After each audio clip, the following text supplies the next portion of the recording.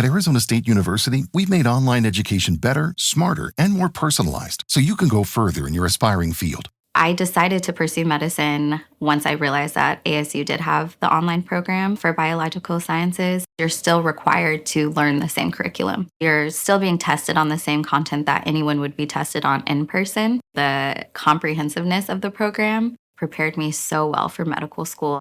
Explore over 300 programs at asuonline.asu.edu. Live at lunch. You are looking live. Live at lunch. Live at lunch with Ott and Annie on 104.5 ESPN, Baton Rouge. What the hell's going on out here? Now, here's Jimmy Ott and Charles Hannegriff. Yeah, for some reason or another, you sound a little taller on radio. Is it live? Is it live? Is it live? Is it live? Is it live? From Rufino's on Highland Road, welcome to the Friday edition of Live at Lunch, 104.5 ESPN Baton Rouge. Charles Hannegriff along with Jimmy Ott, Max Gotro here with us. Nathan back in the studio. Glad that you're with us on a hot and somewhat hazy day here in Baton Rouge. Bruce Marshall with us today, Chris Massaro with us today, Henry Hayes with us today. The NBA draft is in the rearview mirror. We're playing golf in Detroit. Jimmy, how you doing, man? Good, man. How about you, Yeah, Charlie? Doing just. Max killed our pick on Ben Griffin. Trying to get greedy.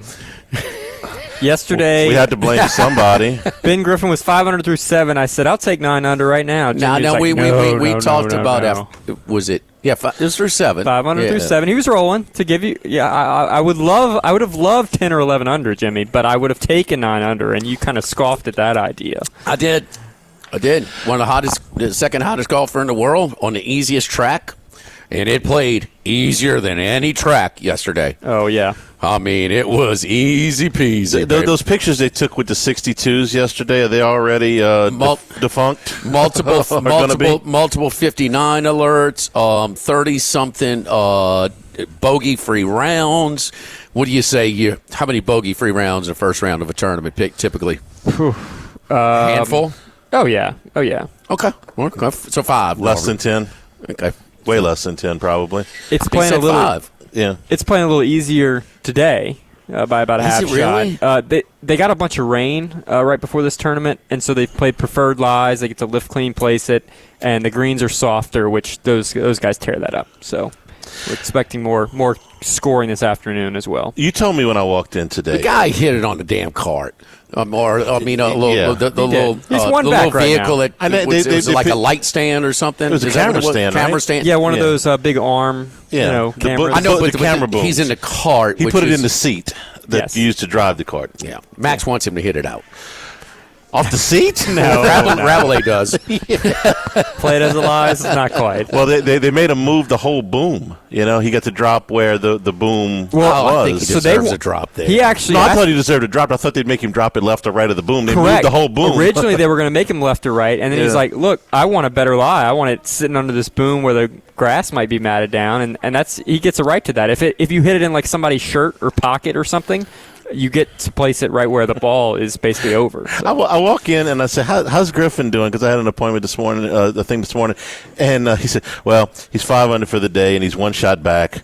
And it looked like he just lost it. He felt like he just lost the golf tournament because he hadn't made enough birdies. So we're hard golf fans to please, right? 2 weeks ago it was too hard. This is too easy. We're like Goldilocks and the 3 Bears here. What's just right? I will say Jake Knapp is 11 under through 17, so we've got a low round of the tournament so far. He's rolling right now. But I will say I like it when it's hard. So, you got to speak for yourself when you're saying it was too hard. No. I said we clarified that. Yeah. Too hard with the weather. Not the course itself. Too hard with the weather. So the Rocket Classic still going on. Pot Gator. Hideki with up there at 12. A female caddy. Is co-leader right now, and he's got 2 holes left, so he's the guy. Here's Ben Griffin. He's down to 11 under, his second shot on 8. He played the back 9 first earlier today. Second hottest golfer in the world that just went to a par fest. That's not good with these conditions on this course. Where is that? I think that's about 10 feet away. All right. It froze on me here, so the ESPN watch. But Morikawa fire any caddies this morning, or make it all the way through the round? Putter's going through a fussy stretch. You know, give him his passy. You know, Hideki, by the way, did not fire his caddy. Jimmy, it's just dealing with a visa issue. I think is normal caddy, so he's got a different. How many female caddies are there? Not many. There have been wives on the bags before. Wives. That was homeboy. Was that the guy with the brain surgery? Was his wife on him? Gary Woodland? I don't think so. No, well, then the other one. She was like pretty lady. Obviously, golfer's wife is pretty. But anyway, I mean, and she was on the back. I think he won like Pebble Beach one time. This golfer. Come on, Max, you should know this. Didn't Morikawa's guys get caught like in London or something, and they had paperwork problems? Was that him with the caddies after he won a tournament? That's possible. Yeah. No, that was but that was a long. That's been a long time ago, though. Yes. So. Nick Faldo had 2023. Nick Faldo had a female caddy for quite some time. Very good. Well, you know, when you're struggling and you're frustrated, caddy's going to get some of it. I mean, that's the way it is. I mean, these caddies are counselors, psychologists, you know, as much as they are, you know, technical assistants. Mm-hmm. NBA draft finished up last night. Pelicans take Micah Peavy from Georgetown with the number 40 pick. 2 guys from Georgetown taken. That's not the team I saw last year. Yeah. Well, he had been at, this was his third school. Okay, but he played for Georgetown last year. He played for Georgetown was improved. We know about their coach, which we love, but little Rutgers type of feel to him. Maybe you know? That's not. Peavy's numbers were fine. He's a 6'8". You know, he's a wing guy. That's not what bothered me about the pick. Nothing terrible, but I got to point this out, okay? They took Micah Peavy from Georgetown. They took Derek Queen from Maryland, okay? They traded for Jordan Poole, who was with Washington. They traded for Sadiq Bey, who was with Detroit previously. This is... Am I the only one worried that Troy Weaver just is marries the guys that he sees right off the top of that he sees every morning, and there's no foresight behind past that? Queen may be fine. We talked a lot about him yesterday. We don't have to go through the scouting report again. But he was right there, and his son was on the staff. So, boom, we're going to take him. Peavy was in Georgetown. Weaver was in Washington. Poole was in Washington. Bay was in Detroit. And not for nothing, but, Jimmy, you make a point. Georgetown wasn't any good last year. Maryland was. Maryland had a good team. The Wizards have been a terrible franchise, and the Pistons are just now pulling themselves out of the ditch from years of whatever, okay? Am I the only one worried that they fall in love with guys and that's just who they're going to take? I will say last 10 games for Peavy were a lot different than most of the season. I got no problem with him as a player. His scouting report checks out. This is where he's supposed to go. I didn't notice any pros on Georgetown's team last year, and they had 2 of them drafted, but hey, whatever. You can get guys drafted off the good players off of bad teams. I'm talking about. I mean, you watched Auburn and South Carolina last year. Max and I were talking about it before the show. But Janai Broom, this guy from South Carolina, 9th pick, and Janai Broom was in the second round. 35th, I understand. I have my concerns about Janai Broom's game translating to the NBA, but I also got this guy. As much, if not more, about this guy's ability to translate. So, but am I being sort of hypocritical to my own theory, Charlie? Like, okay, well, he didn't have a whole lot of talent surrounding him. You know what I'm saying? I mean, it's easy to good. Like, I mean, it's. I don't have a problem with this guy in a second round. It's a second round pick. He's probably not going to. We're not killing anybody. I'm not killing anybody. I'm trying to figure out what they want to do. Because you're drafting reciprocal parts. You're drafting the guys that you're trading for the guys that you're most familiar with, who have had sporadic success at best. I mean, this is not somebody that's trying to recreate the Golden State Warriors here. It's not somebody that's trying to recreate one of the Laker dynasties. You're putting the band back together from the Wizards and the Hoyas and the Pistons. That it concerns me just a little bit. There's also have you done the same? Have you dissected previous general managers' second-round picks? No. And on the heels of a different set of picks and trades, I wouldn't. You want to draft a guy from Georgetown? They've produced plenty pros. I don't have a problem with that. Yesterday I called them short-sighted for what they're doing, and I still believe that. And I'm observing the players that they are acquiring. They are acquiring. You're trying to get a feel. I'm trying to get a feel for what it is that they're trying to do. No, it's 2 minutes in the open on June the 27th. I don't think I'm overdoing bro, it. I'm not saying, but don't mislead people because it's during the summer. All these guys may be good. Guys may be good. I'm trying to get a feel for what it is they're trying to accomplish, and what I think they think is that Queen can be a centerpiece, a real cornerstone of the franchise. I mean, in fact, Dumars did he not use that word? Sure. Okay, all right. So if he is, great. I got a hard time seeing how he operates on the side of Zion because it's a lot of similarities into how you got to play through those guys. But okay, the future of Zion is what they have earmarked him as still the face of the franchise. A lot of people think that with the way this draft is going and stuff, they may look to move Zion at some point later in the year. Maybe that's the long-term play. Put this group on the floor. Let Zion get enough quality minutes and stay healthy for long enough that his trade value gets to a point where you can move him. But Charlie, this move was made as if they're in win now mode. Yeah, that's what the trade is. There's just doesn't make sense. No. And if they think that highly of him, why didn't they take him 7th overall? If they think that highly of him. So the Queen move is win now mode, and my gosh, the pick before that is just complete opposite. Yeah. The kid from Oklahoma might be great, but he's going to have a learning curve. Developmental player. Sure. Well, he's super. He should be a freshman in college. Yeah, he's 18 years old. And a young freshman in college. Mm-hmm. He's got to wait. So that the inconsistency's there, but those have more. Top 10 pick, what you gave up to move up to get Queen. Second round. Right. The one thing I will give them credit for is they're acting decisively. They are not sitting and saying, hey, we're just waiting to put this team healthy on the floor again. And I do wonder if DeJounte Murray was healthy, how much different this might have gone, because you're going to end up without him for all of next season. So I don't know how that would have changed their thinking for next year. It'll be different. So Janai Broome going way later than the guy from South Carolina kind of catches my attention.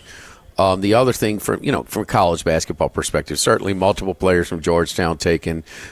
We talked about the whole Rutgers, two top 5 picks, and they couldn't make the tournament. So is that more of an indictment to like having the number 1 overall pick, whether it's Michael Olowokandi or Ben Simmons and not making it to the tournament? I think so. I mean, 2 top 5 picks. And then I thought my eyeballs tell me that John Shire did a solid job with Duke. I thought they were well coached, especially with so many new pieces. But damn, your whole starting 5, and they want to celebrate it. Duke wants to plaster. Oh, we had all our starting 5. No, that's kind of an indictment on your coach. Or where they go to the Final Four and just lost a heartbreeper. Yeah, that's the way I took it. I mean, but damn, your whole starting 5 is drafted. You should win it all. Cooper Flagg, and is your number 1? I don't know if I can indict Shia just because it came down to you don't think that's game. A little knock on him? That's only being fair. That's a concern. If they had gone, 28-7 or 28-9 or something like that, then you say, yeah, man, you lost a lot of games. You lost 1 game in the Final Four. They had the shot with the guy you wanted taking the shot. She didn't make the shot. Well, there's 63 teams that lose 1 game. Well, I understand that, but they had a pretty good run through the first 30 and then into the tournament and get them to the Final Four. I see what you're saying. Well, it's a weak league, but they beat the first 4 teams they played in the tournament too. So I mean, you make to the Final Four. I don't want to. I'm not good. I thought Shai did a nice job last year. But But you got I just kind of. I mean, I don't. No, that's not a celebration of your program. That's more like, okay, coach. That's just my deal. Well, they're doing the Kentucky thing. They're how many years did Calipari go to the draft and grandstand and hot dog because, hey, look at all of the guys that got drafted? That's a recruiting tool. He's always recruiting. Yeah, that's it. That's a recruiting You tool. never saw Shire, this whole thing. No. Now Calipari would be there. And it's a different recruiting landscape now, too. You got to be out there and you got to have the money to do it. The other thing is there's a lot of college players being taken. And I think the college game it's gotten a little better. We compare college baseball and the MLB, and it's a gap and stuff, but it's tightening. And the NIL, this is a good thing about we crush. Yeah, it's not like. Well, how do you feel about Hunter Dickinson? He went undrafted. Pelicans signed him this morning. It's on a 2-way deal. Undrafted. Okay. Oh, that guy was as productive as college players we've seen. Diego Pavia of basketball. Yeah, I mean he's Quinn Ewers of basketball. I mean he averaged right at a double for 5 years of college basketball and all big time college basketball. 3 at Michigan and 2 at Kansas. And is he ever going to be a rotational guy in the NBA? I don't know. I'd sign him to a 2-way contract. Bring him in. He could bring him in on a 2-way deal. I'm fine with that. Yes, indeed. Crawfish mac and cheese, one of our appetizer features today over here with the Louisiana crawfish tails and smoked Gouda. Another appetizer feature available today and throughout the weekend. The filet skewers, grilled filet, sriracha, and Worcestershire marinade. Entree features the ribeye feature, 16-ounce, 44 Farms ribeye, roasted corn and tomato salsa, brulee burrata al verde, and roasted potatoes. Suggested wine pairing is a Turnbull Cabernet out of Napa. Crispy fried flounder, polenta, steamed asparagus. Suggested wine pairing is a Frank Family Chardonnay out of Napa as well. Dessert feature is the vanilla custard pie with blackberry coulis, raspberries with some mint as fresh mint as well. Boy, I was over here for brunch on Sunday. Had the Eggs Benedict, man, you talk about outstanding. Little Charlie Mack. He had the fried chicken sous vide to kind of tenderize it and flash fry is really good. So, they had a really good menu for brunch this past weekend. I'll give you some of the other things that were available: waffles, omelets. Kind of a hidden little secret. Ruffino's Brunch on Sundays. Live at Ruffino's, live at lunch, 104.5 ESPN Baton Rouge.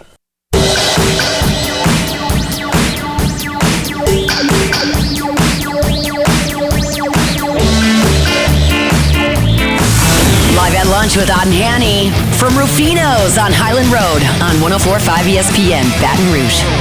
Chris Massaro joins us right now. Chris is going to be with us in Las Vegas for the Radio Row for the football sign-up and radio or second annual Circa Radio Row for the football sign-ups for all of their football contests in August. Chris, how you been, bud?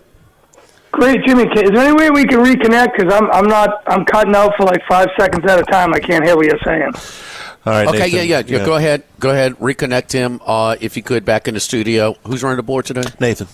So Nathan, just call him right back. Don't forget our friends at Legacy Title, Chad Reynolds at Legacy Title for all of your real estate closings. 296-0060. Full service title company servicing all of South Louisiana. Fast, friendly, professional services, which you get when you call 296-0060. Our great team over at Legacy Title. We talk about them all the time, but how about Chad Reynolds celebrating 23 years of business with 23 Jell-O shots? Yeah, that's pretty good way to That's the way you do it. 23 years of 23 Jell-O shots. Buying, building, refinancing, nobody chooses but you. Choose Chad Reynolds at Legacy Title, 296-0060. Chris, you okay now? Can you hear us a little bit better? I'm here, but I'm still getting that. There's like a something on your end where I can't hear you for like 5 seconds. Okay. All right. Anything to take away from the NBA draft from a college basketball perspective or anything else? I think you asked me about the draft, but I was very high on Queen, so that's a good pickup for the Pelicans. I was hoping he went in the top 10. I had a bunch of top 10 and even top 5 bets on him. I really thought he was just a really good player for Maryland, a big that could handle the ball, can shoot threes, can penetrate, good defender. I mean, I just can't believe he dropped as far as he did. I'm not so sure I would have giving up that unprotected first for next year. They probably should have just taken him with their first pick and then dealt with the rest of that later. But it is what it is. I really think he's going to be a solid player. I saw what the coach said. If he was white and from Europe, he would have been the first pick in the draft. So I really applaud that pick by the Pelicans. So good for you guys. Hey, well, it's kind of very common as far as we're talking about. Fine, as far as a player, but no, you gave up too much, to move up that way. I mean, look, Milwaukee. Or New Orleans, they're worse. The best pick between them next year could be really, really good. That doesn't equate to it. And then you gave up another pick as well. What specifically about Queen's game? Give me some things, because I watch him play a lot, and he really had a good finish to his college career in the tournament. Obviously, the big buzzer beater there against Colorado State. But what specifically you like about his game? Well, he's 6'10", and he can handle the ball. He can shoot threes. He can penetrate. We saw what he did with that last-second shot in the tournament. So, I mean, this guy has pretty much got it all. He's only, 20 years old. He's only played 1 year in college. I mean, he came from a really good high school program. I mean, I just think the talent level for a big guy in this type of NBA, where the big guys are shooting threes more. You can stretch the floor. You can bring their big guy out to defend him. He has the ability to either go by him. He's a good passer. He can shoot the ball. I just think he had a lot more talent than the experts were saying he did. And I really thought he had a shot to go in the top 10. When the draft was about to kick off on Wednesday night, he was odds on to go to the Pelicans. So I thought my top 10 bet was a lock. Eventually goes to him later, but I just really like his game. I think he has a lot of potential and a perfect fit for today's NBA.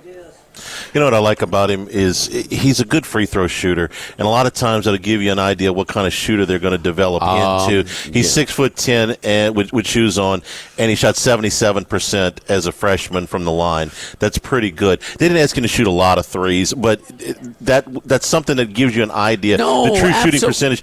When you're that big and you shoot free throws that well as a freshman, you got a lot of room to improve. Absolutely, and I think he's got a little bit more mental stable mental aspect than a guy like Karl Anthony Towns, who I always talk about, but for his size, and we saw that in Karl Anthony Towns, was over an 80% free throw shooter as a freshman, the best I've ever seen for a freshman 7-footer, and he's a headache to deal with, but his talent and his ability to shoot for a big is outstanding. I think he can extend his game a lot as well. Chris, what's your take on your hometown team, the Boston Celtics, and everything that's going on there? What's up? Well, I mean, they didn't have much on the draft. I mean, I guess I really like the kid from Kentucky, the lengthy Williams kid. He had some crazy stats where only maybe one or two other players in college basketball history had so many points, blocks, rebounds, steals, some sort of crazy stat. It's just like an athletic freak, and a really good fit for the team. The Hugo pick. Who knows? A lot of people say, like, even if you go to look, European players, you go look and see what Fran Fraschilla says. They say he's a potential really high energy scorer, but I'm not really versed on the Spain the Spain league or the Spanish league. So I'm happy that they traded Porzingis, and I'm happy that they traded Holiday. I don't know if there's some sort of, they say there's a deep state in politics. I was joking the other night that there's a deep state in the NBA because the elite teams seem to somehow always get out from under these horrific contracts that no one else would want. And the Celtics in back-to-back days were able to get rid of two of those contracts. And I can't believe they even got anything back for Holiday.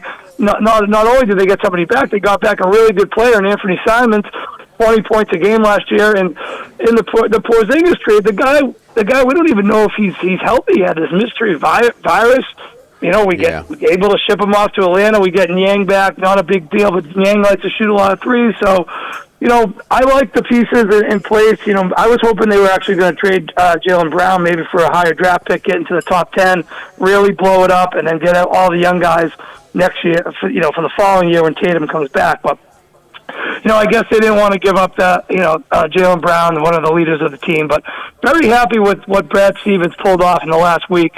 I didn't think they'd have any chance of doing that, but I'm shocked that the Portland Trailblazers GM, who know what on earth are they thinking, bringing in Drew Holiday, $104 million left on his contract for a guy who can't play back-to-back nights. I can just see him sitting in street clothes half the games. Brown's the one I wanted to ask you about because it surprised me a little bit that they would have actually listened to offers for him, but the caveat was they were going to have to be knocked out of the chair to move him. So what's Jaylen Brown worth? I mean, we see some of these deals where, a guy like Mikal Bridges or Desmond Bain are going for multiple first-round picks. What's a finals MVP? What would it take to move Jaylen Brown out of Boston?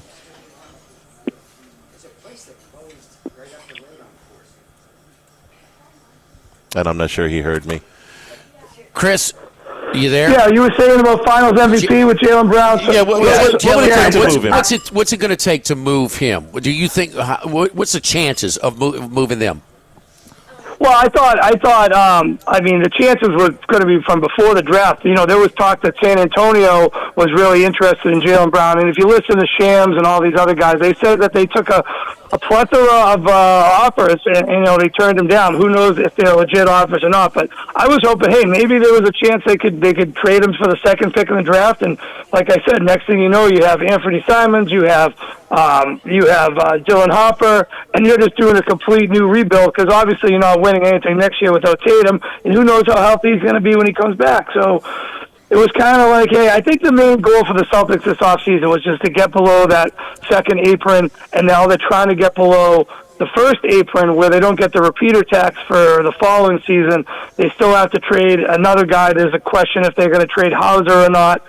But, just to get under that apron and get guys back and just alleviate those horrific contracts, which when they signed Drew Holiday, I just immediately could not believe that. Granted, they got the championship, can't complain, but just to unload his contract, masterful work from Brad Stevens. He's pretty good. He is pretty good. What do you make of the games the last 2 days in the MLB? Half are shutouts. I mean, what is? But some hot bats and or some cold bats. I mean, Philadelphia wasn't shut out yesterday, but they were shut out for the first 7 by Hunter Brown before they scored in the 8th. But they scored 1 run. Yeah, in 3 well, games. I'll tell you one thing. Couple of those shutouts are really, really aggravating me because I have Tampa Bay most wins in June. They're on fire. They have 15 or 16 wins, and they can't catch the Astros. And the Astros just swept the Phillies. The Phillies only scored 1 run or 2 runs the whole series. They got shut out twice yesterday. They got 2 runs, 1 run. So they lost 1-0, 2-0, and then 3-1. And the big bats of the Philadelphia Phillies can't even get it done. I'm going to need a loss somewhere by the Astros, and I hope the Rays keep winning. But how about this Tampa Bay Rays team? They're only half a game back from the Yankees. The American League East is wide open. Toronto is right there as well. Boston just decided they saw me come up to Anaheim to the series this week, and they decided they were going to get swept. So that's where we are with the Red Sox. Very frustrating. They cut the lead to 4, and now they lost 5 in a row. Interesting. It's one of those Malinsky specials today. Boston heading back home after a long road trip, 3-game series on the West Coast, coming back to face that hot Toronto team. So we'll see what happens tonight at Fenway, see if the Red Sox can snap out of it. But, yeah, you're right. Yesterday was a frustrating day if you were betting overs in Major League Baseball. All these low-run games, getaway day games where the teams are just like, hey, let's swing at the first pitch and get out of town. We got the dinner reservation, or we got the early plane flight out of town. Well, it was also on Wednesday as well. So there was a lot of getaway games on Wednesday also, but half of the games the last 2 days in Major League Baseball were Shutout wins. Shutout. I mean, a lot of goose eggs there. Talking about the Cubbies come into Houston to take on the Astros. They got their top 5 pick on the mound tonight for the Cubs. You dodge Hunter Brown.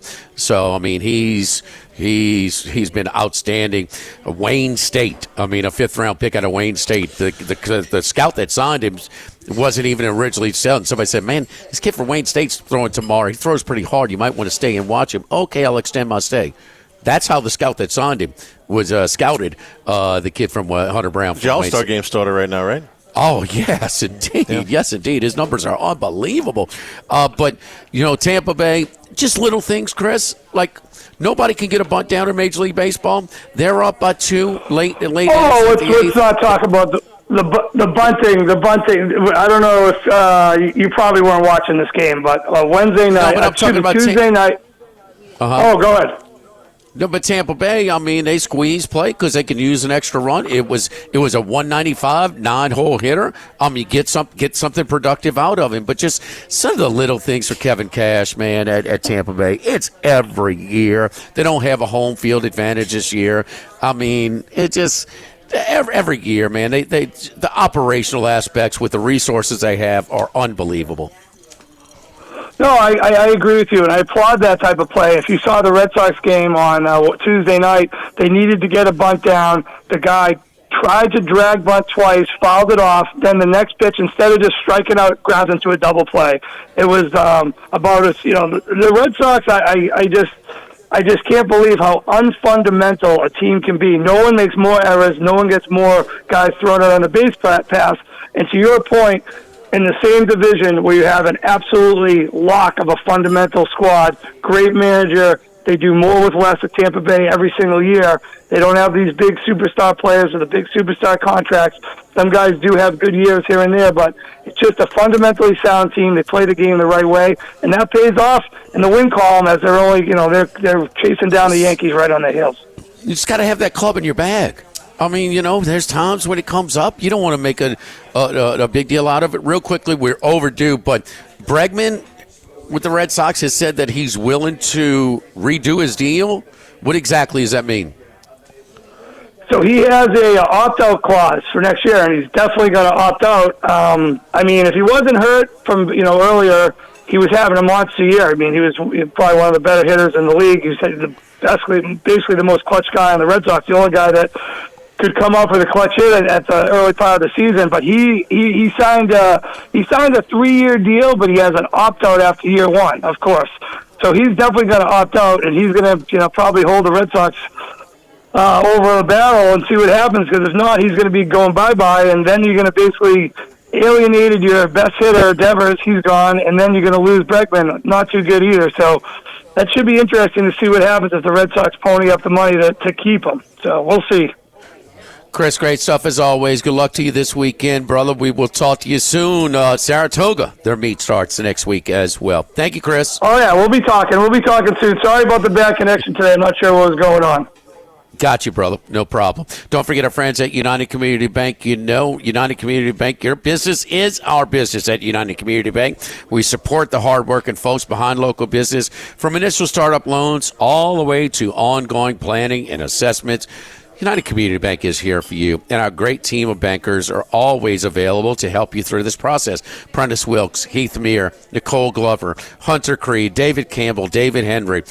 Stop on by and discuss how we can help your business today in every step of the way. United Community Bank, member FDIC, equal housing lender.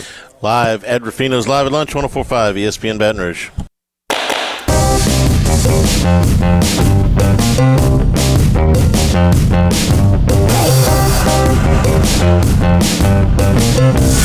Live at Lunch with Odd and Hanny from Rufino's on Highland Road on 104.5 ESPN Baton Rouge. And return here at Rufino's Live at Lunch. Manning Passing Academy going on this weekend down in Thibodaux. 27 collegiate quarterbacks are on the staff, I guess staff, counselors, whatever you want to call them this year. Garrett Nussmeier talking this morning says that he agrees with Brian Kelly that this is LSU's most talented roster since he's been there. So good. Great. Brian, way to go, baby. Hey, listen. I mentioned it because we're going to talk about the camp here in a second. The year that Joe Burrow went down there and he said, "Look, we're going to average 50 points a game," and it was like, okay. I thought he was doing that at SEC Media Days. Well, the first time I heard him say it was at the Manning Passing Academy. He may have said that also at SEC Media Days that year. Steve Spurrier counseling? I don't know. But when he said that, I remember the first time I heard him say it was at the Manning, and it was like, okay, yeah, right, whatever. And, of course, they did it. So No, I'm talking about the Manning Academy. Steve Spurrier counseling down there? I don't think so. Why? Because he's 50 points a game guy? Talker? Oh, no, he just threw a little shade toward Arch Manning. Yeah, I did see that. So what do you feel about that? Spurrier is liable to say anything. This guy does the same thing I do, but you just say you blow it up. Not nothing, but you call me a hater when I throw the shade their way. You have a lot longer history than Spurrier with comments towards the Mannings. Why. This guy really, he pops them, boy. Listen, I've watched Arch Manning play in person in high school, and I think he's a terrific talent, but I'm not ready to coronate him as the number one pick in next year's draft just yet, or as a Heisman Trophy winner this year. He is obviously going to be down there this weekend. Max, we're sending our scout. Max is going down there. Who do you, out of these names, because there's a couple guys that I'm curious about, but you got anybody on your radar? Yeah, I'll be looking at the big names. I like to look more for the middle guys, honestly, at this, because the big names, the pro prospects tend to stand out, of course, like you kind of expect that. But Drew Aller, Phil Steele has Penn State number 1 in his preseason ranking, which you don't see a whole lot of Penn State love for national championships over easy schedule for the years. Phil, yeah. But, I mean, yeah, I'd like to see Drew Aller. Obviously, Cade Klubnik, you play him week 1, so I just kind of want to see just how his deep ball. It's hard to tell the best players because you can tell all their deep balls look the same. Their footwork is sound. So I just kind of want to see some of the back end SEC guys like Blake Shapen last year. You could kind of tell he was a step behind the rest of the SEC when you saw him throw. I'm sure he'll be back this year, but.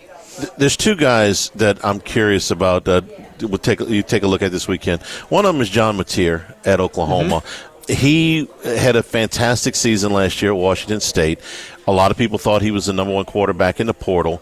If Garrett Nussmeier had decided to go pro, he would have been on LSU's radar big time. There's no question about that. So I'm curious about him because Oklahoma is one of those teams that could go either way. They could slide back to 7 wins, or they could go up to 10.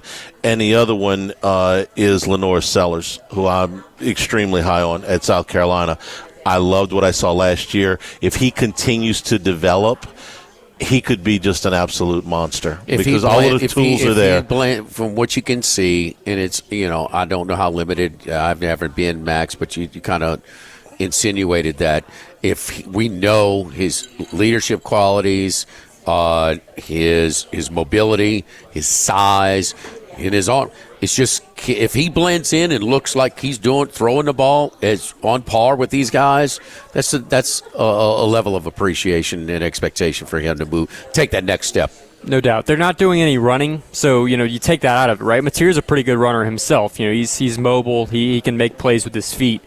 So that's not going to stand out, but it's arm strength, and then you just look at technique, right? Is their ball kind of fluttering toward the end of the routes? How do they go through their process? That's kind of what you look for, and the best players typically stand out. The big arms, Joe Milton always stands out in this event. Joe Milton, I'm not saying is a pro-level prospect, but that's just kind of what you get out of it. But it is interesting to see, like I said, the middle tier of quarterbacks, just how good they are, how pretty their ball looks, and things like that. Oh, one of the guys has got his name on the camp. Didn't throw a ball that was that great. No, maybe he wouldn't have succeeded very. It'd be Peyton Manning to hit a lot of flutter to his ball. Maybe he wouldn't have stood out in his own camp. But it's a bit of a showcase tonight. It's kind of for the local Thibodeau residents to go check out, have some fun. But it'll be starting at 8:00. Penn State will be underdog in one game. At Ohio State, they'll be favored in the rest of them. So let me ask you about South Carolina for a second. The chances that they come to Baton Rouge undefeated, because I think they got some real toss-up games here. They play at home against Virginia Tech in the opener. I think that they will win that game. Then Vandy, Missouri, and Kentucky. there's none of those games that they can't win. There's none of those games that they'll be, even at Missouri, they won't be underdogs, even certainly not big underdogs, or maybe even underdogs, period. They could get here in week 6 undefeated. How much of that defense do they have coming back?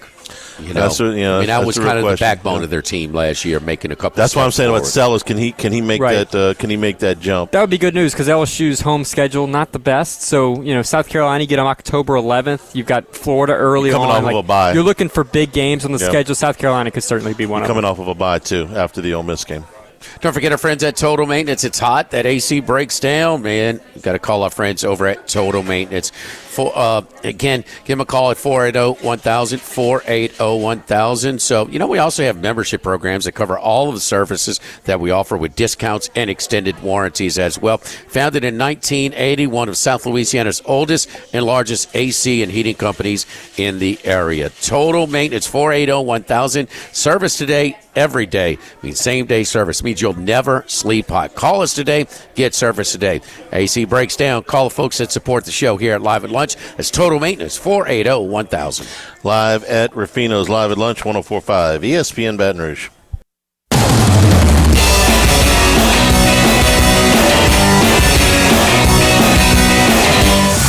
Live at Lunch with Odd and Hanny from Ruffino's on Highland Road on 104.5 ESPN Baton Rouge.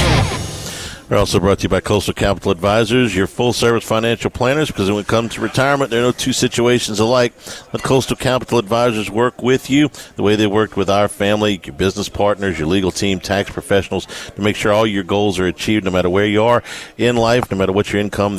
Coastal Capital Advisors will work with a plan tailor-made for you. That's exactly what they've done for our family. For more information, contact Philip Fontenot and his staff, 337-981-1376, or online at coastalcapitaladv.com. Advisory services provided by New Age Advisors, member FINRA, SIPC.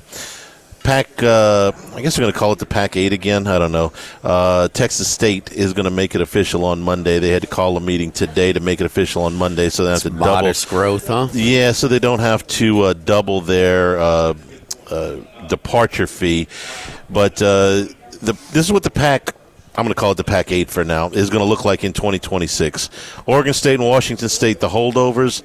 Boise State, San Diego State, Colorado State, Utah State, Fresno State, and now Texas State.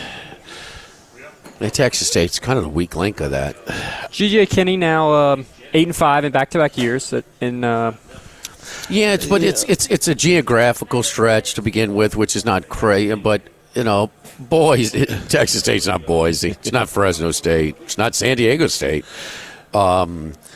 Even though they might have had a little bit better team. What do they have to do to get Cal and Stanford back? I mean, how long are they going to show them a map? Well, they're well aware of that. I know. They obviously don't have the money to do it. You think that's no shot? I wouldn't say no shot, but I mean, they've raveled themselves. Wouldn't that help? It makes so much sense geographically, competitively, all of those things. But they followed the money, and that's you want to get an even number. They want to get to 8 instead of 7. Texas State's the best they could do, huh? Obviously, they're bringing them on, but their footprint into the state of Texas, they feel like Texas State's got the most room for growth. Obviously, the program where it is now is not what they expected to be in that league, but I don't know that that's ever going to be. That's not a power anything league. It's a middle. No, but somebody in you. It's the best of the group of whatever. Nobody else in the West that you can do. I mean, BYU's done. BYU was the one that I would have Utah's targeted. Done. But yeah, I mean they're in stronger leagues. And you missed a boat on that. Nope. But Texas State headed to the PAC, whatever we're going to call it. Hour number 2 straight ahead here at Ruffino's Live at Lunch, 104.5 ESPN Baton Rouge.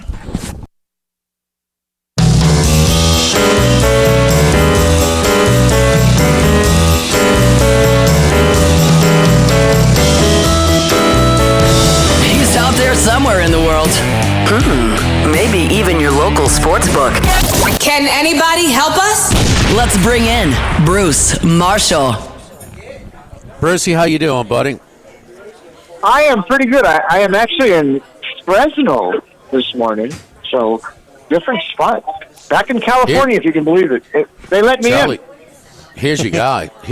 I mean, to ask about what we were just talking about going into the break about the new Pac-8 and how you feel about what it looks like. And we're looking at Oregon State, Washington State, San Diego State, Boise State, Fresno State, Utah State, Texas State. Who did I miss? Colorado State. Yep. That's your A, Bruce. So you remember when it was the Pac-8? Is this the Pac-8 again? Is this a good league?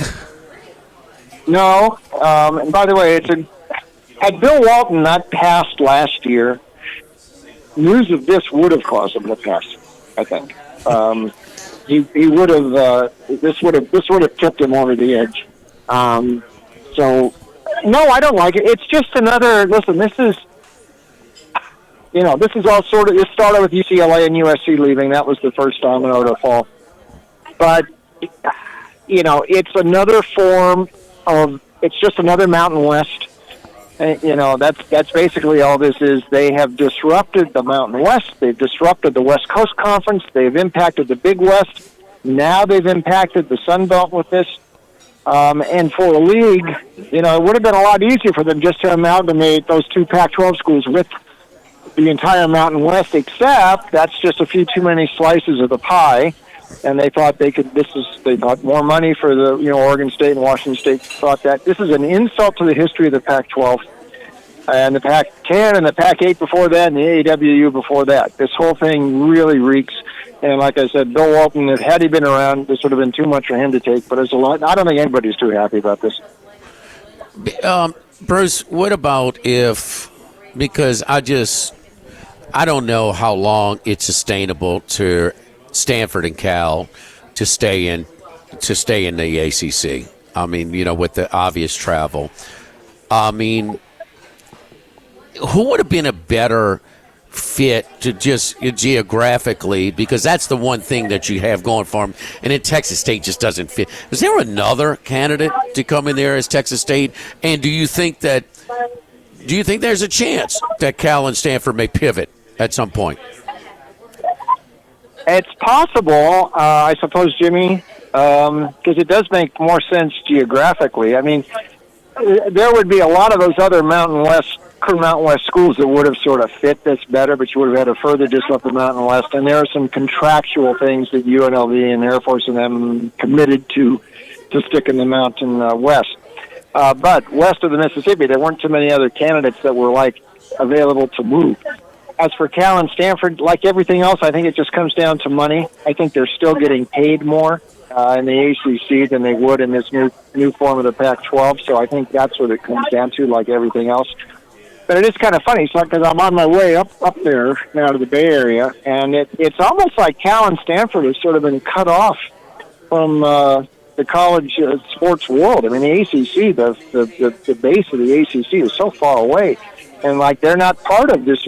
What used to be the West Coast Alliance there. So maybe you're right. Maybe at some point they will, but I have a feeling it's like everything else. It'll just come down to dollars and cents.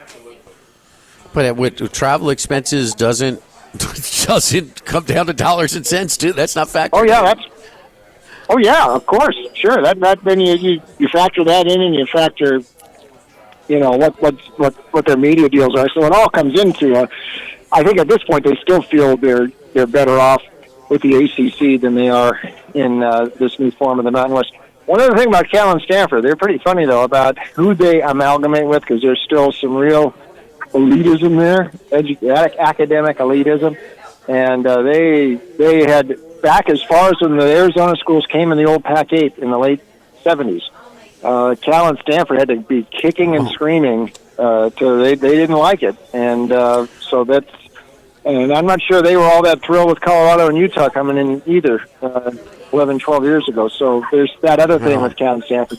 I don't know. Well, there you go. And forever they wouldn't let Boise State, because of their academic arrogance, would never let Boise State, into the Pac-10 or Pac-12 because, it's basically a glorified junior college. But, if they want to do that, I mean, Oxford, England, can they? What conference are they in? What's stopping that? Can I just say this? There was a really long piece in the Advocate about what LSU's doing now that the revenue sharing is coming into play next week, and how that's going to affect NIL and all of the other things. And the quote was that they are trying very hard not to slash any. They're not cutting any sports. They're not, they're not cutting any salaries. They're not laying off anybody. But one of the things that they are looking at is regional travel, and they are cutting back. Now, this is LSU, which is pretty high up the food chain when you talk about this stuff, and they are going to curtail their travel in Olympic sports to more regional stuff. In other words, hey, you can't go play in the Maui Classic maybe if you're women's basketball, and you lose enough. That's a men's tournament. It's a bad example. No. We lose enough in this sport. We're not going to spend more. You can play Oklahoma State, okay? You can play Baylor. You can play somebody in the region. You play North Carolina. Paying the players in your major sports, your profit-producing sports, is going to absolutely. You should, but how's Title IX going to come into all this? Well, that's the thing. Yeah, and when I say Olympic sport, I mean everything but football. I mean even. If you're talking about men's basketball, can you play somebody out of the ACC? Can you play somebody out of the Big 12? Or do you have to go to California and play? Well, now they're saying, you know what? Hey, play a little closer to home. Jimmy, can I address something you get really quick? What you and Charlie brought up, I think, last week, and right at the end, not going to talk about it. But you mentioned booster fatigue. And this sort of fits into what we're talking about here. I think that's a very real thing that eventually is going to hit. Because at some point, a lot of these fat cats it's a big ego thing. We know that. For a lot of these boosters, they'd love to throw the money at the schools. But they really don't have any equity in this thing. I mean, it's all for show. Almost all the booster money that comes in. But at some point, that every money person, you don't just keep shoveling money into a bottomless pit. You want some return out of it, other than just your ego gratification. And unless there's just a new source of booster money coming in, at some point, the booster fatigue thing you mentioned, I think is very real. And here's one real quick case. BYU suddenly has a new, now they got LDS Church, of course, but there's a few boosters there with all the high tech and around Salt Lake City and all that are now funding a lot of this BYU. BYU is a real major player. They got the top recruit in the country. But at some point, even these guys are going to say, you know what? BYU's not going to win the national. They're not going to the Final Four next year. That top Frosh recruit is going to go to the NBA probably after a year unless they pay him a lot more to stay there. At some point, a lot of these boosters are going to say, what am I doing here? That's just, it's not sound business, and that's how those guys got most of their money unless they inherited it. So I think that's a real point that you guys made last week. Booster fatigue down the road. We don't see a lot of it yet. A couple of years, if the schools keep counting on all this money, might be different story. The booster fatigue ties in to what Charlie is bringing up as far as trying to be more cost effective and just not throw it around because their way was, we'll just lean on this boost. Well, we need some more out of you. We got to pay our players now. We need more out of it. Well, man, come on. At some point, they're worn out. No, you have to be a little bit more cost effective in how you schedule. Yes, that's great. The women, what are they doing playing in Hawaii? They lose money anyway. You can't go to Hawaii for a tournament. You can't do it. So we can't. We can't eat a contract and go get a new coach if we're Florida football right now. No, we might have to see if it can work, with Billy Napier. And don't add on to these contracts and just pay. No, these college athletic departments have been run so careless because the main moneymaker, you didn't have to play the players. We got to pay them now. Yeah. And so now, because our boosters are telling, man, us more? You need more out of me?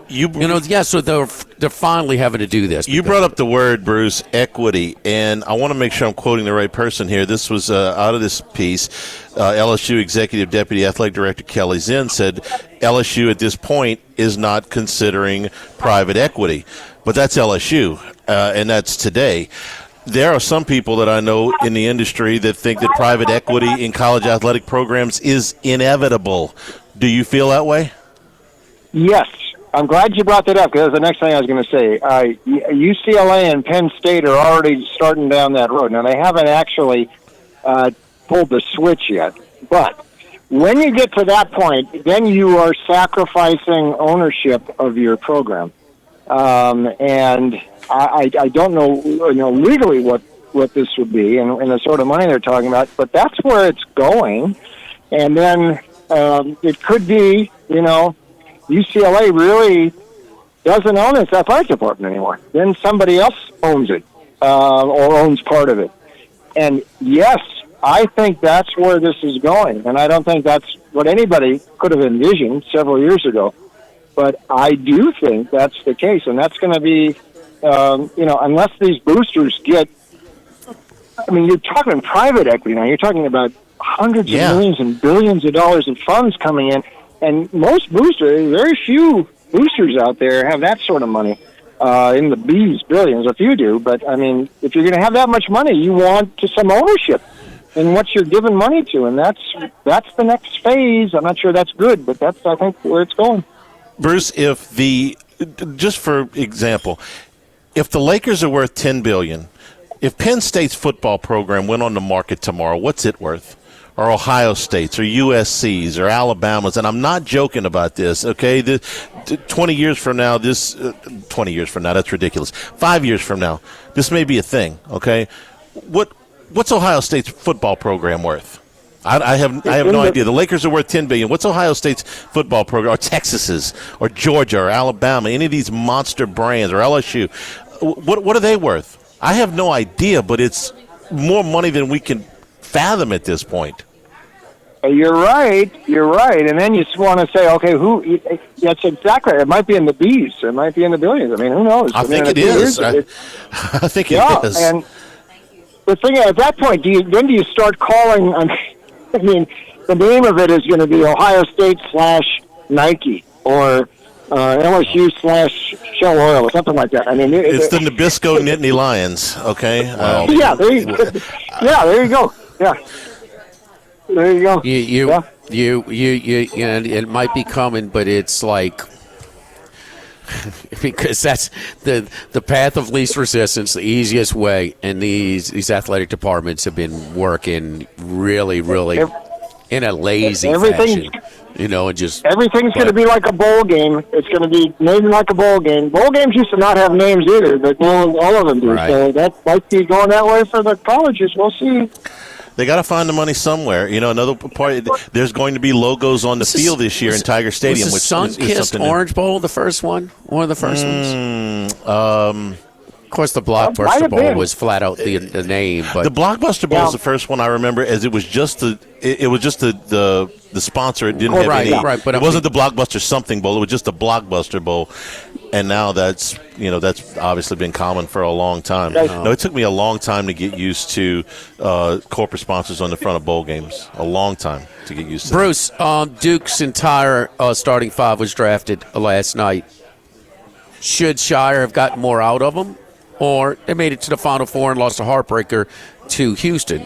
But Houston, how many guys did they have drafted last couple of nights? Well, first of all, that must have been why NBA TV had Seth Davis on, because I turned it to him and said, "What's he doing on NBA TV?" He's a college guy. Wait a minute, it's Duke. Maybe that's right. So I blame that for us getting another dose of Seth Davis here this week. It's fair questions, Jimmy. I don't know. I think maybe Kelvin Sampson did something superb when he knocked Duke off. Fair question to ask Shire, but. Again, the reality, all those guys are gone now. In the old days, you'd have had those players around a few years. Now it's one and done. And several of those guys are the top 10, including number one. I don't know. Some of the names, besides Duke, there wasn't a lot of connection to top-level college hoops that you saw, especially in the first round of the draft. The Rutgers guys are up there. Rutgers didn't. How about Steve Pikiell? You got two guys in the top six, and it could have been the top three if Bailey would have decided to, let other teams talk to him. Why wasn't Rutgers any better last year? Fair questions all the way around, I think. Well, we talked about that a lot. What do you watch Derek Queen a lot out of Maryland? Of course, the Pelicans moved up. Gave up a lot to move up. They gave up too much to move up, but still, what's your thoughts on him and his game translating to the next level? Maybe, but he's a work in progress. I mean, maybe in a few years he'll be able to be a force there. But I think there's a lot of these teams. It's a different world in the NBA draft. You're really drafting on potential now. I don't think they're thinking a lot of these guys. Cooper Flagg's an exception, but guys who can come in, and maybe Harper is, but guys who can come in and just contribute. It's sort of everybody's trying to find the next Jalen Williams from Oak City. And that's, I think, Queen's a big guy. There's not a lot of big guys who have, that sort of skill set, even though he's down the road. I'm looking at a guy like Cedric Coward. He was picked 11th in the draft. I mean, you're basing that on a career at Eastern Washington and about 7 games at Washington State last year. And he blew a little hot and cold in those games. But in these pre-draft camps, he showed pretty well. He decided he wasn't coming back to Washington State. Now he's the 11th pick. I mean, he did very little at the top level. So a lot of them are reaching at the NBA, and I don't know. Queen's one of them. He's a little different because he's a big guy, but there's a lot of gambles in the NBA draft when you see these guys picked who you didn't expect to see picked. I was glad to see Nick Clifford get drafted, though, in the first round by Colorado State because he played his way into the first round, what he did at Colorado State, and he was a late pick in the first round ended up in Sacramento. I think got traded around. Now that's the sort of guy I think could help because we saw him do it and help quicker. But guys like Queen and Coward, I mean, they're longer-term projects, I think. One of the games of the tournament, that Sunday evening Colorado State-Maryland game, without a doubt. I mean, great stuff last year in the tournament. Yeah. And then Bruce, Oklahoma City finished it off. Halliburton goes down early. I mean, he knew the risk. I mean, when's the next time he's going to have one game to, a championship game that he's playing for? Maybe never. So the risk is, obviously a competitor is going to take it. He was such a high level, but what's your thoughts on Oklahoma City and then the league? A good thing, bad thing, okay, no, it doesn't matter. But 7th straight year, the NBA has a different champion. Yeah, I think that's probably good because most of the other, the power teams are still competing. I don't think it's great that the Celtics win every year. It's been a while since the Lakers could think they could do that, but they're always still in the mix. And I tip our hat, Oklahoma City, the way they kind of organically grew that thing, that was great. I feel bad for Indiana. I don't know if they're going to get back there again, and certainly for Halliburton. But another question here is, guys, there is an epidemic of Achilles tendon ruptures here. And you guys saw it with DeJounte Murray with the Pelicans. I mean, he was one. And then you got Jason Tatum, you got Dame Lillard. Now you've got Halliburton. I think there's a few others. I don't know. I mean, that's sort of odd. This is a killer injury. This is worse than a knee because this is a full year you're out with this thing. So I'm wondering what the answer might be for that, or if it's just flukiness. But it seems to keep happening a little bit too much now. So. I don't know. That's sort of the other storyline in this thing, I think. All right, Brucey. Take care. Be careful in the valley, baby. So. Oh yeah, I move quickly. Here. They tax everything here, So I'm moving. I'm moving quick. Pat, they're not going to tax you for just walking around. Pat Hill. Go look up Pat Hills. What's he up to, my man? The road warrior. Used to take his team on the road and knock off all those teams. So good stuff. I know. That's right. Yes, indeed. Brucey, thank you, man. We'll talk to you. All right, man. Good to see you. Okay, boys. Yeah. He's got so much. He's not. Almost, what did I say? Sum it up. The Pac-8's efforts here are embarrassing to the history of how it just. Look, nothing's going back. We can't go back in time. The genie's out the bottle, but I mean, they're putting this moniker, this branding on something that it was never intended to be on. The reason they kept the Pac-12 branding was, first of all, there was some money left over from the NCAA basketball tournament. There was some money left over from the Pac-12 network that Washington State and Oregon State inherited. They kept. And they're trying to hang on and creating a new, BS type of from scratch thing is there's still a little bit leftover branding from the Pac-12. They've got being a conference that was included as a Power 5 league. There's a little value there, but remember when the Big East for a hot minute was considered a power football program, a power football league, okay? And what happened? You yanked Miami and Virginia Tech out of it, and that was the end of that. And pretty soon they were relegated. That's what this is. You're putting a power conference name on a non-power conference roster. Heck, they had more than that was yanked out of there, huh, Charlie? Well, those were the ones, though, that crippled it. BC? But Miami and Virginia Tech were the heavyweights when they pulled them out of there. They couldn't make it without those two guys. Oh, boy. Things change, Charlie. Yes, they do. Quite a bit. Max was reminiscent about Indiana's undefeated national championship in basketball before you got here. Was he reading about it on Wikipedia because it happened Max's way history before lesson? He didn't know it. You got to be nice to Max because he's going down to Thibodeau this weekend. Okay, to the man. Okay, I got to be nice to Max. Why? Because he's going to stop Thibodeau. He's going to stop at Thibodeau's store and buy you something. Oh, yeah, okay.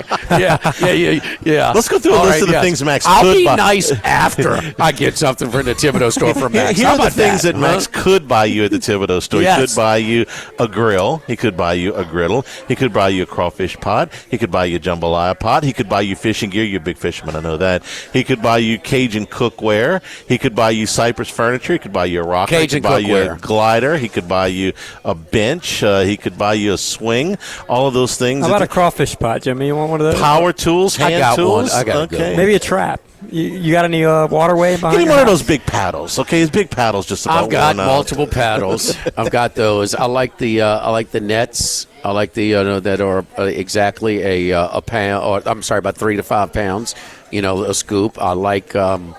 I'm just in the grill right now. Jumped in the pool last night to kind of offset the heat, and but it helps a lot with the grilling on the green egg and all that stuff. I need a grill brush. I need some more tongs. I need just things to kind of build the fire. I mean, my electrical starter works perfect. I mean, I need grill items, Charlie. Mike, all right, just grill Max, accessories. Max, get your phone out, 900 St. Patrick Highway. Put it in your phone. Get directions down there to the Thibodeau store, or you can go online, thethibodeaustore.com. Live at Rufino's, live at lunch, 104.5 ESPN Baton Rouge.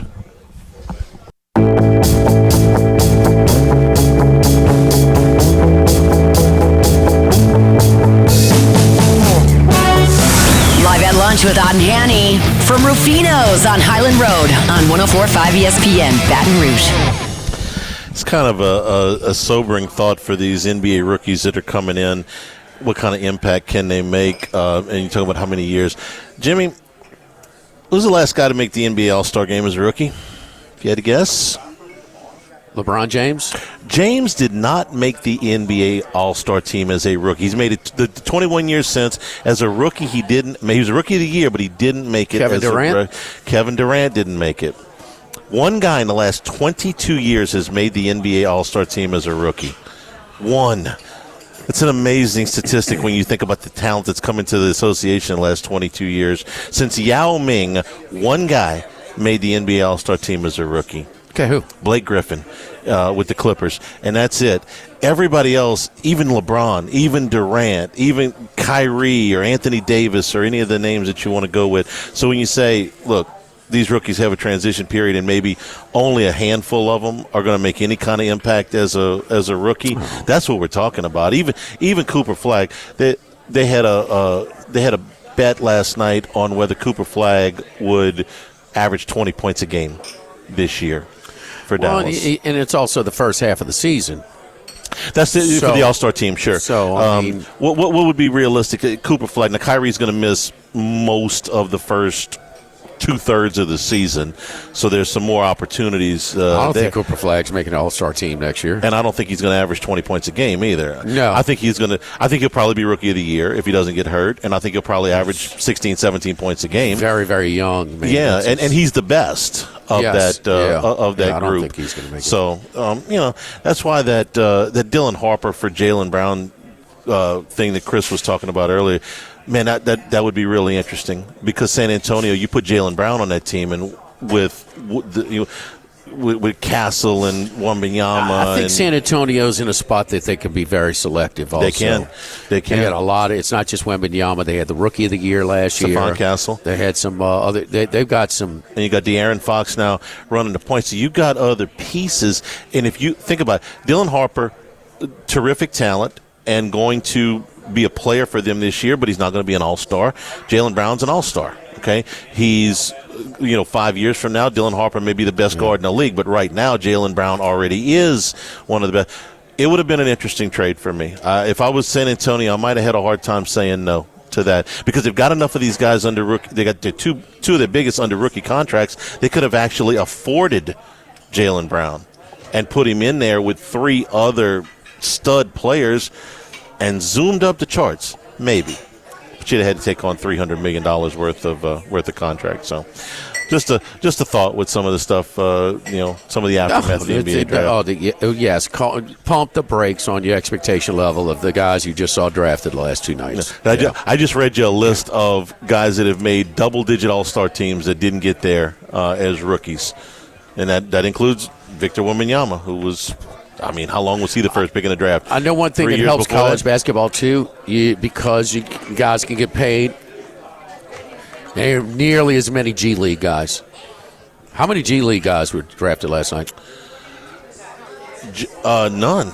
Right. None. So, I mean, and you're getting players to stay a little bit longer. They changed the rules. But the college game is that part of it. You got some. I mean, you got the card at Tennessee doesn't want to leave. And Diego Pavia, he doesn't want to leave. There is a huge age discrimination thing when these NBA teams go to draft. And I mean, I actually heard somebody say, "Well, Derek Queen. Well, he's old. For a freshman, he's 20 years old."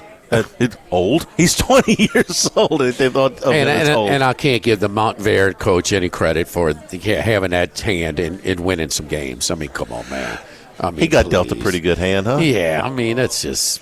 I mean, you got a Blu-ray hand full of trumps, man. I can win. Does Cooper Flag really need to go to Montverde to get noticed, to get drafted? Really? No. I mean, he would have. He would have stay in Maine, boy. Well. No, not to get drafted, but how much did it develop his game versus the competition he would have got in Maine playing for them? I mean, he was going to get drafted anyway based on the potential. Yeah, but how much part of it. That's part of it. When that advanced, you're looking for a challenge to step up the level. There's some truth to level of competition. Yeah. Right. Don't forget our friends downtown Town Square Pizza. It's coming in town for move-in day. Right around the corner. It's not far for the incoming freshmen from LSU. Just coming in town, whatever, to look for a place for that upperclassman to live for the fall semester. Whatever it is, you're coming downtown, you got to make your stop at Town Square Pizza. You work downtown. Town Square Pizza. It's affordable. It's a lot. It's fresh. It's piping hot. It's delicious stuff. It's Town Square Pizza, downtown facing Town Square. I swear, it's hip to be square. Square-shaped pizzas, fresh, really good stuff. Downtown Pizza, Town Square Pizza, facing Town Square. Live at Rufino's, live at lunch, 104.5 ESPN Baton Rouge.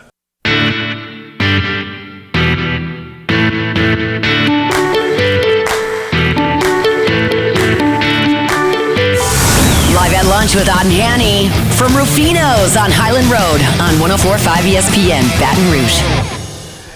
Let's bring in Henry Hayes, recapping the NBA draft and the NBA season. Both. Henry, how you doing, buddy? Jimmy, I'm good, man. How are you? Good. Let's start off with the Thunder. You were kind of nonchalant, didn't give the Pacers much of a chance, but in hindsight, the Pacers gave them Was it lost in Game 4? We know about the injury. What would have happened? Halliburton was certainly off, and then SGA too. When they talked to him after, he's like, man, I felt sorry. So man, the guy was playing out of his mind. He's a tough guy not to like.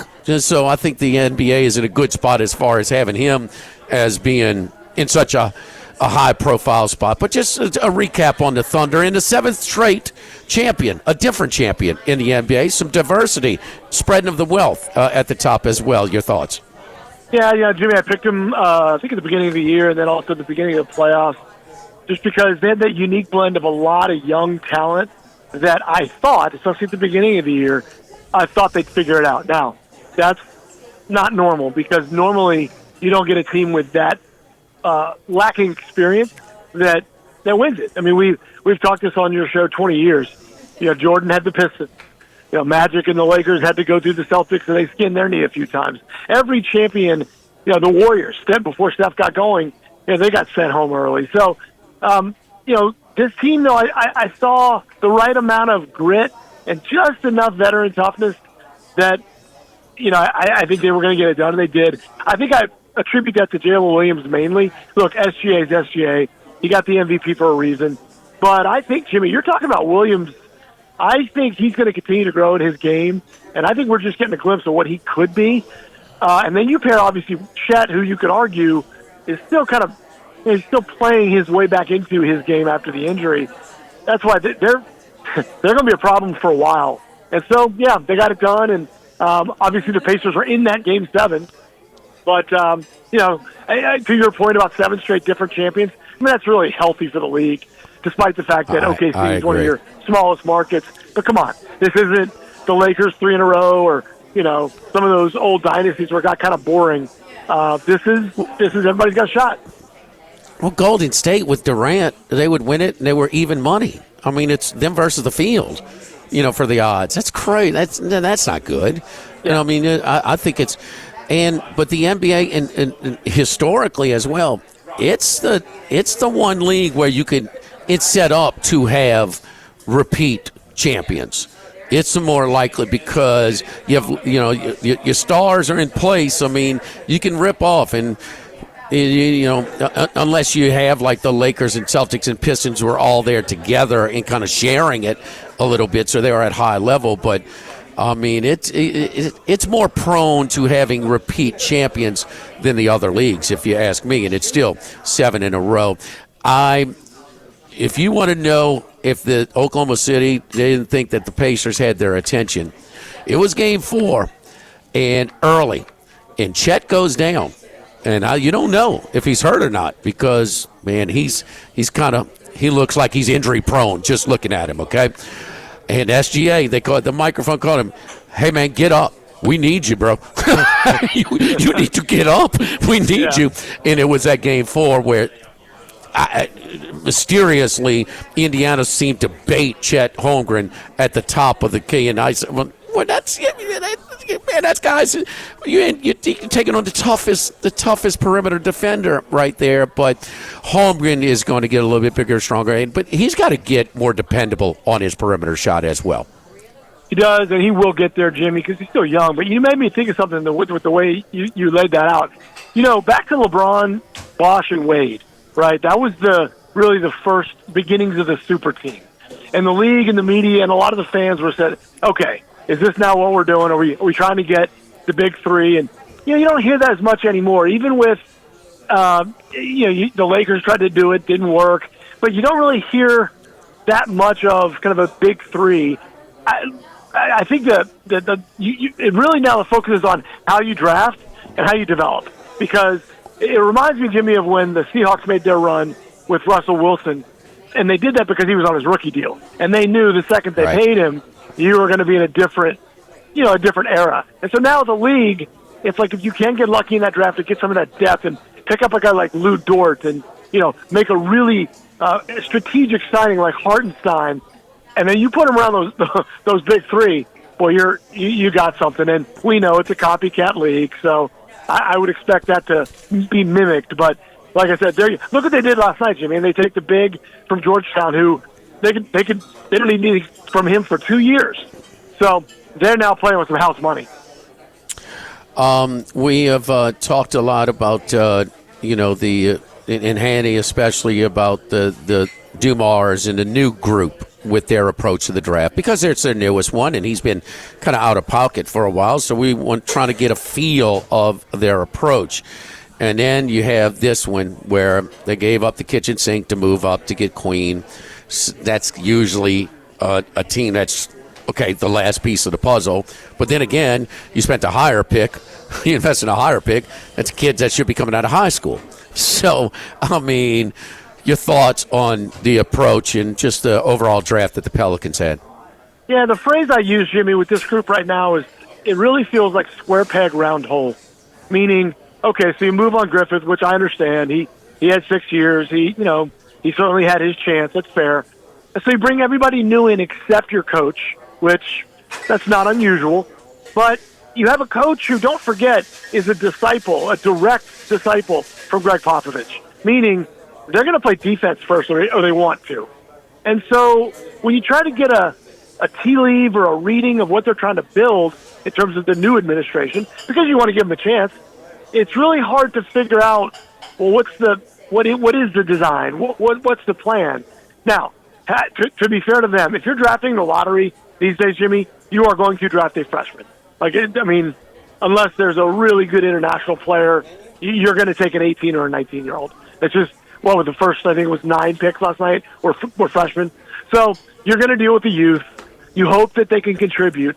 But, again, for a team that struggled last year to play defense, I just don't see a design. I don't see, hey, we want to run up, we want to run, or we want to be a 3-and-D team, or we're gonna center everything on Zion.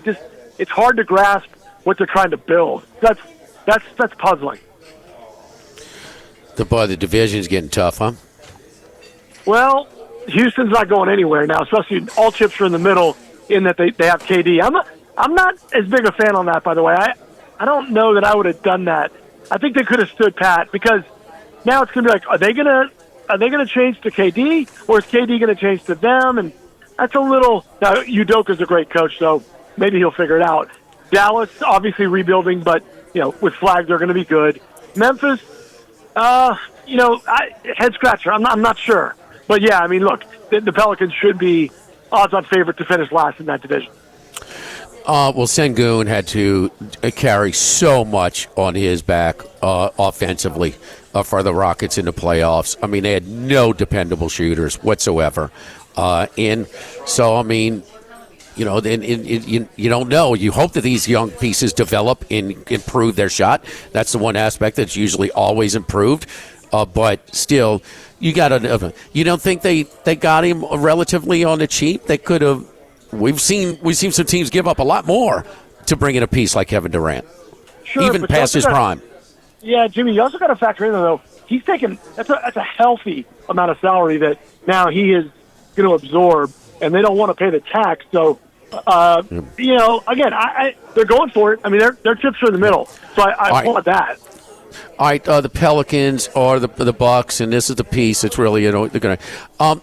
Brian Windhorst this morning on ESPN reiterated, says, listen, the Bucks have not looking to trade Giannis. Giannis has not requested a trade, but circumstantially, how are they not going to look to move him? So, what's the possibilities of that the Giannis is traded, and then the Bucks' record is that much poorer, and then boom, that really makes the price you made to move up to get Queen that much more expensive.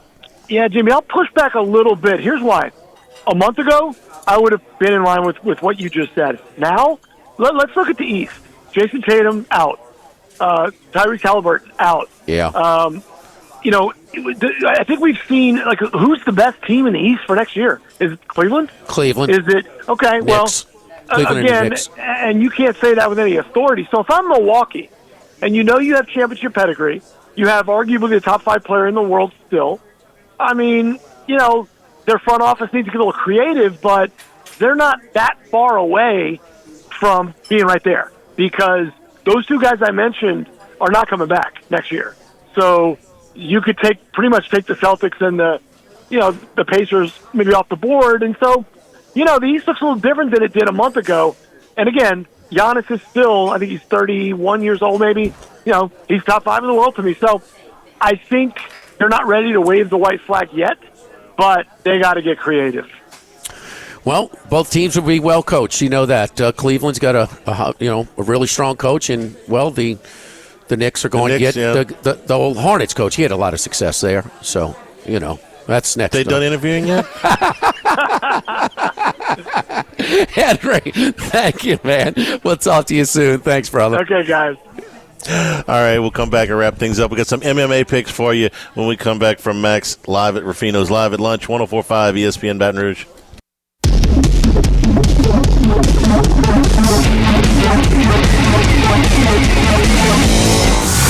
Live at Lunch with Odd and Hanny from Rufino's on Highland Road on 104.5 ESPN Baton Rouge.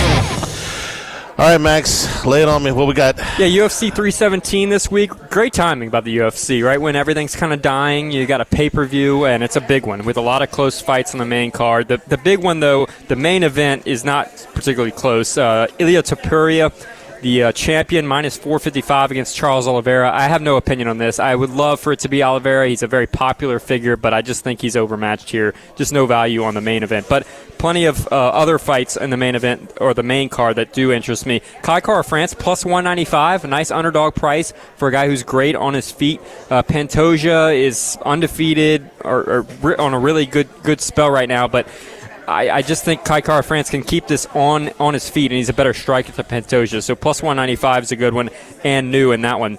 Beneil Dariush, minus 102's lost 2 consecutive fights, but Money Moicano is just not that impressive to me either. He's a bit exposed with his chin, so he could get knocked out. But Dariush, I think he bounces back. He's been inactive for about a year and a half, but I think he could get back in the winner's circle. He's minus 102. So Dariush minus 102, Kai Kara-France plus 195, and one more in the main card. Peyton Talbot plus 150, a big striker coming off his first loss in the UFC. I think he bounces back against Felipe Lima.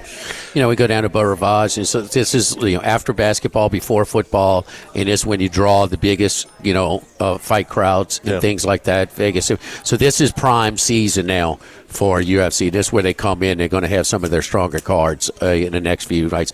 Big time in Vegas, as well. And then we got a boxing match, sort of. Jake Paul in the latest tomato can, huh? Is it Cesar Chavez Sr. or Jr.? Riddick Bowe?